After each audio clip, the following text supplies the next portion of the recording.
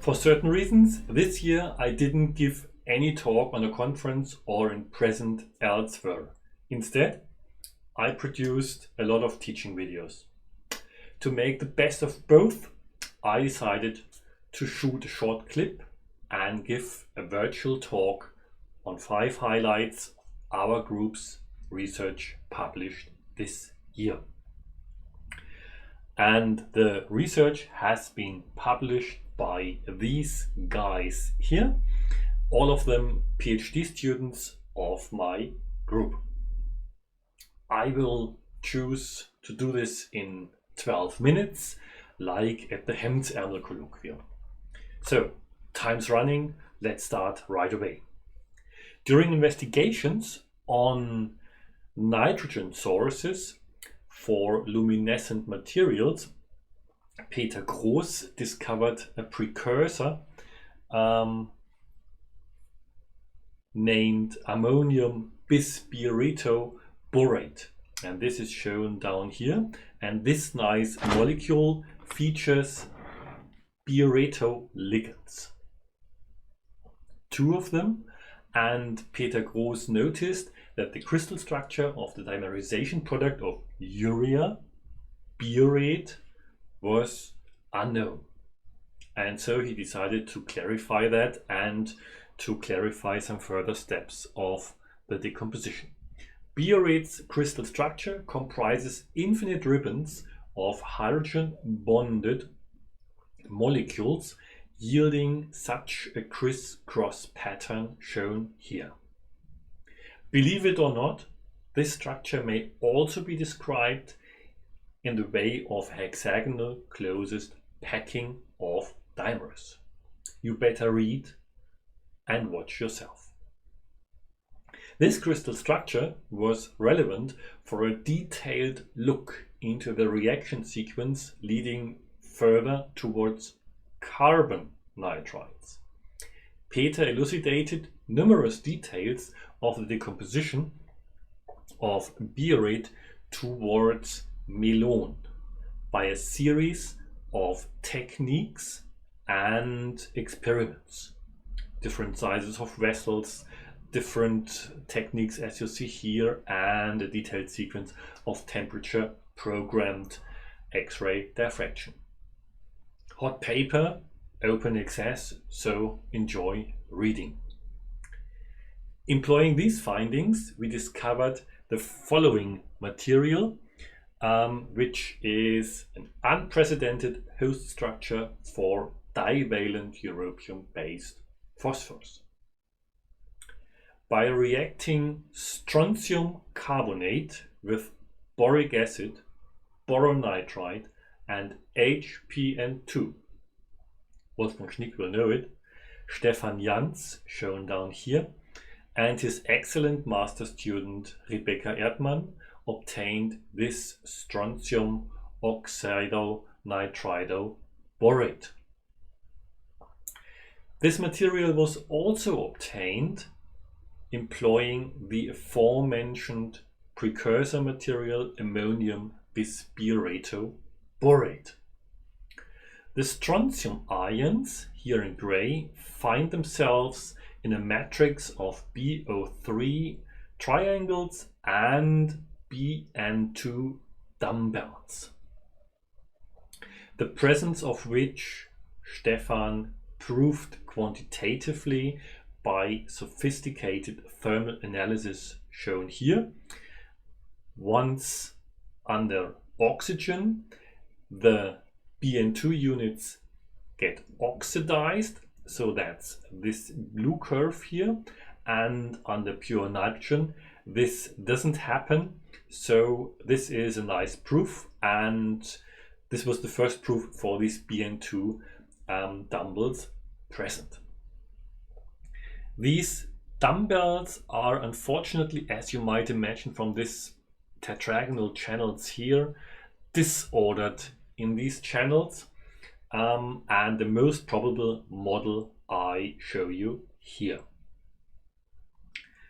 And to prove this structure and to prove the presence of BN2 ions further, Jacoa-Brgoč calculated all reasonable models and confirmed these results shown before. So here you see all these models calculated, and of course the band structure was also calculated, yielding a band gap of approximately 4 electron volts. If doped with divalent europium, the powder turns yellow. And this yellow color is in agreement with an excitation or absorption of the material in the blue regime, giving rise to a yellowish, reddish, orange emission. Here on the right you see the color points of excitation and emission. As the emission of divalent europium strongly depends from the nephelauxetic effect, this yellowish emission is due to the strong covalent interactions between the BN2 units and the divalent europium ions. And this is shown here. So our situation is shown on this slide of this phosphor, and the blue atoms represent nitrogen here and the red ones oxygen around europium. Substitution of nitrogen by oxygen, and to some extent even by fluorine, would weaken this effect further, like Martin Schäfer did in a strontium fluorooxoborate. And we might expect something like this situation, yielding a non-visible emission in the UV.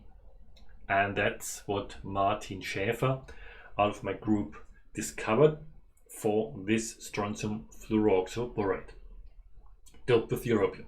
We see clearly in the emission spectrum the typical 5D4F transition, and it's indeed in the UV regime around 370 nanometers.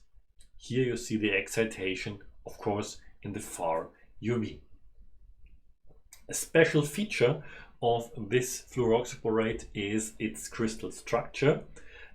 First of all, we have strontium ions which are coordinated by fluorine, responsible for this high energetic emission. And we see here the fundamental building unit and featuring BO3F tetrahedra, and especially this tri-coordinated oxygen atom O12. All fluorine atoms are bound covalently to boron. This fundamental building unit yields layers, and as usual in fluorooxoborates, the fluorine atoms point up and downwards of the layers. And this can be seen clearly here. Apparently, regarding the emission color, fluorooxoborates are host structures with low coordination strength. And here we are at our central topic, silicate analogous materials. Also here we have tetrahedra, specifically borosulfates, which are also structures with low coordination strength.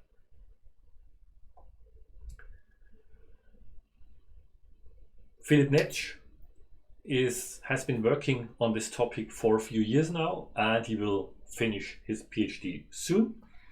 And he succeeded in elucidating some of the chemistry behind this exciting compound class. And he was for the first time able to selectively synthesize 3 different types of borosulfates within a given system of elements, such as barium, oxygen, sulfur, boron, of course.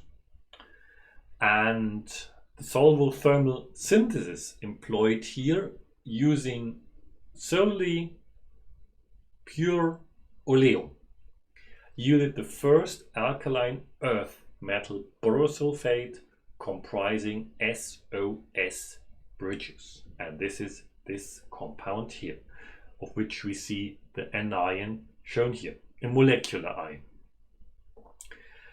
Large crystals, everything's clear, and here we have a disulfato bridge. Here, molecular anions are formed comprising this central boron atom, tetrahedrally coordinated by these two disulfato units. The voids of the structure are filled with barium atoms, displayed in gray. By using equal amounts of sulfuric acid and oleum, exclusively BOS bridges were obtained in the second compound of this publication, barium B2 sulfate 4 times. Here we find chains of condensed supertetrahedra, and these form a tetragonal rod packing, as you can see here very nicely. This material can also be obtained by decomposition of the previous disulfato borosulfate, here monitored by temperature programmed X-ray diffraction. So we start down here at room temperature, and then we yield this nice compound by loss of 4 SO3 units, formally here around 100 degrees C. Moreover, this decomposition may be understood well by looking at the crystal structures of both starting and product form. Here we see along the Z-axis already, you can notice a sort of a suited arrangement of adjacent anions. Just need to get rid of 2 SO3 molecules per condensation step, yielding this infinite chain here. Finally, in the third step, Philip addressed the borosulfate containing BOB bridges. So we had SOS, now we have BOS, and third one will be BOB. And such a barium borosulfate can either be made by simply decomposing this borosulfate here to yield this one. You see it here also on the right. And form a loss of a further pair of molecules, or further molecule of SO3. Or as third selective synthesis approach, by reducing the amount of oleum added to the reaction mixture further. In this already longer known compound, open branched chains form hexagonal rod packing. Finally, we see here the subsequent loss of the SO3 molecules from the anions here, and here the phase diagram. So there is still some space maybe. We're going to see whether we find something in the years to come. Another example, nicely demonstrating the strong acidity of borosulfates, is the first bismuth borosulfate, which also features oxonium ions. Matthias Hemmer obtained this compound solvothermally from bismuth nitride, boric acid and oleum, and it's shown here on the left. Here you see the classic polyhedral representation of the crystal structure with bismuth in gray and the oxonium ions here shown red in the channels. The anion is a three-dimensional framework structure in which all super tetrahedra, boron coordinated by 4 sulfate tetrahedra, share common corners. On the right, we see the representation just showing the tetrahedral centers, or the tetrahedrally coordinated atoms, boron and sulfur. Boron in green and sulfur in yellow.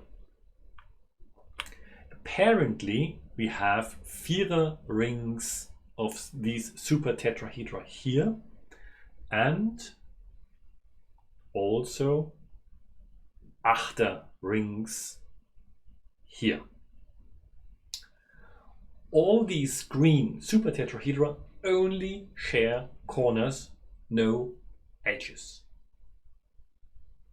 This is indeed another real silicate analogous network, as there is a mineral called harmotome adopting this composition down here, and this network here adopting the same topology of the anion. This borosulfate is only the second tectosilicate analogous one, besides this lithium one on the right. The second one featuring oxonium ions, and both reference compounds were published together with Harald Hillebrecht and Michael Daub earlier, but it's the very first one of bismuth and the first one containing differently charged cations. So time's over now, mission accomplished. Time to say thank you to all of you, and special thanks to our cooperation partners, to financial support of course, and especially to my group members. I hope to meet you again next year in 2021 in person.